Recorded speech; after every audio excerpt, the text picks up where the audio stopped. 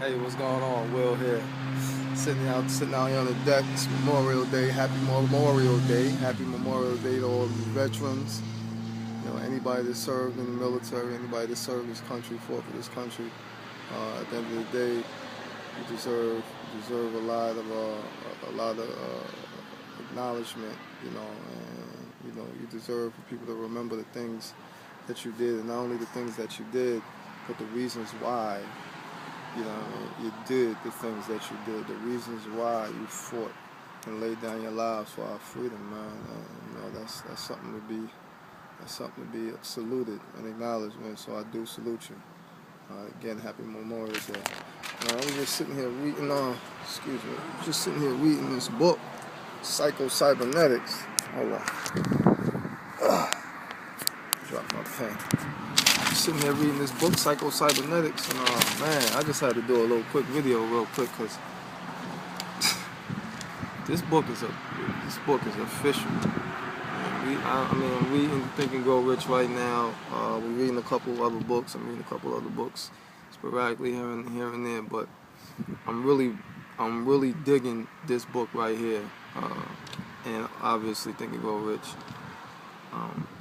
I want to read something from this book for you, today, and I want to just discuss it, just give you my thoughts on it. I'm in a chapter where there's a section called Know the Truth About Yourself. All right, it says the aim of self-image psychology is not to create a fictitious self which is all-powerful, arrogant, egotistic, all-important. Such an image is an inappropriate and unrealistic as the inferior image of self.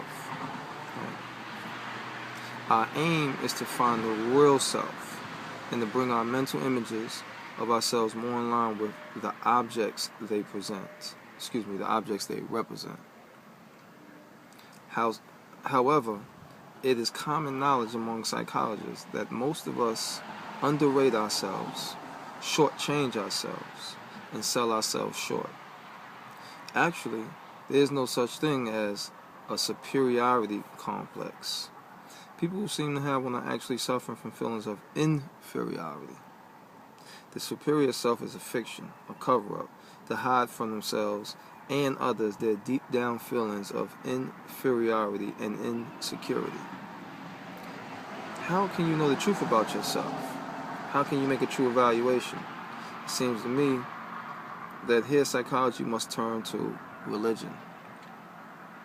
It seems to me that psychology must turn to religion. I just had to read that again because he's about to go in right now.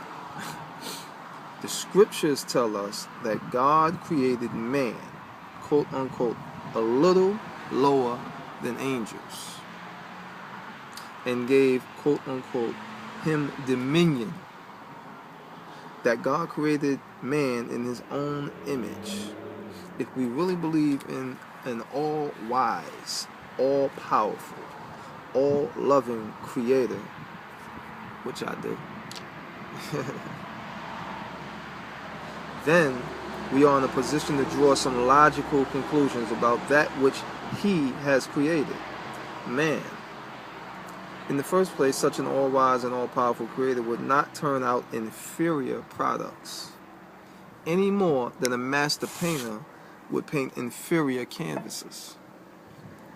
Such a creator would not deliberately engineer his product to fail any more than a manufacturer would deliberately build failure into an automobile. The fundamentalists tell us that man's chief purpose and reason for living is to glorify God, quote unquote. And the humanists tell us that man's primary purpose is to express himself fully, quote unquote. However, if we take the premise that God is a loving creator and has the same interest in his creation that an earthly father has in his children, then it seems to me that the fundamentalists and the humanists are saying the same thing. What brings more glory, pride, and satisfaction to a father than seeing his offspring do well, succeed, and express to the full their abilities and talents? Have you ever sat by a father of a football star during a game? Jesus expressed the same thought when he told us not to hide our light under a bushel and to let our light shine, quote, so that your Father may be glorified, unquote. I cannot believe that it brings any glory to God when his children go around with hangdog expressions, being miserable, afraid to lift up their heads and be somebody, quote unquote. Now, as Dr. Leslie D. Weatherhead said, if we have in our minds a picture of ourselves as fear-haunted and defeated nobodies, we must get rid of that picture at once and hold up our heads. That is a false picture, and the false must go.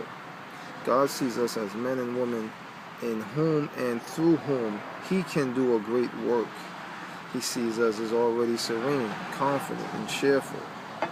He sees us not as pathetic victims of life, but masters of the art of living, not wanting sympathy, but imparting help to others, and therefore thinking less and less of ourselves, and full, not of self-concern, but of love and laughter and a desire to serve. Let us look at the real selves, which are in the making. The moment we believe in their existence, we must recognize the possibility of change and believe in the self we are now in the process of becoming. That old sense of unworthiness and failure must go. It is false, and we are not to believe in what is false. That's official. That's official, guys. Now, I mean, that little one part of the chapter, man, speaks so many volumes to me. So I'm heavy, you know. Everybody know me, I go to church a lot. You know, I'm on this spiritual path, this spiritual journey, and I'm also on a journey to succeed in life and to create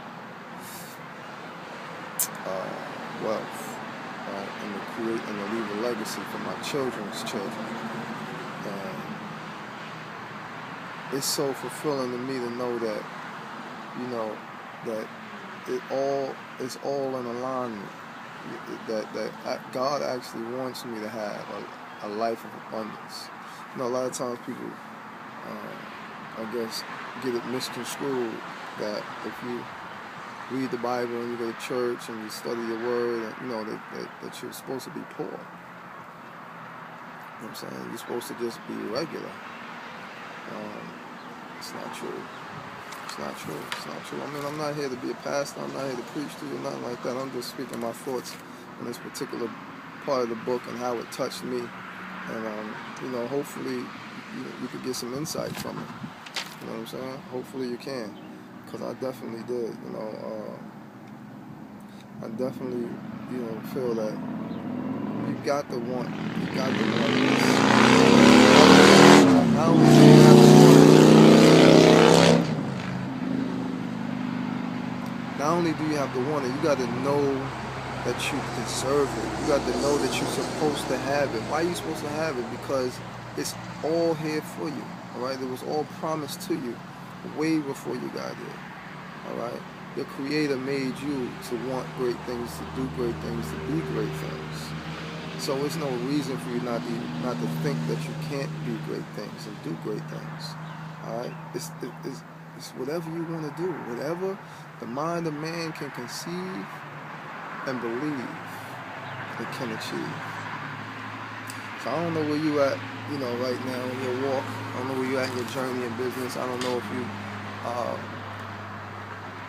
you decide to, you know, click the link below and get on the other side and find out what Empower Network is for you. I don't know if, you know, if it's something that you need to do today, right? Somebody you need to tell how you feel about them. Is some action you need to take. You know, I encourage you, do that today. Not tomorrow, not next week, not next month, not when you get a chance, not when you ready, not when you got more of this, you get more. Do it today. Take action. Take action for you, for yourself.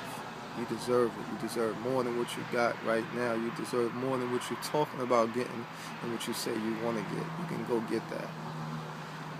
All right? So that's my word today. That's my little rant. for the day. This is Will Rodriguez. I'm out of here. Speak with you soon. Go have fun. Go get some chicken, eat some whatever. Do a cookout, barbecue. Enjoy yourself. All right. Peace and blessings.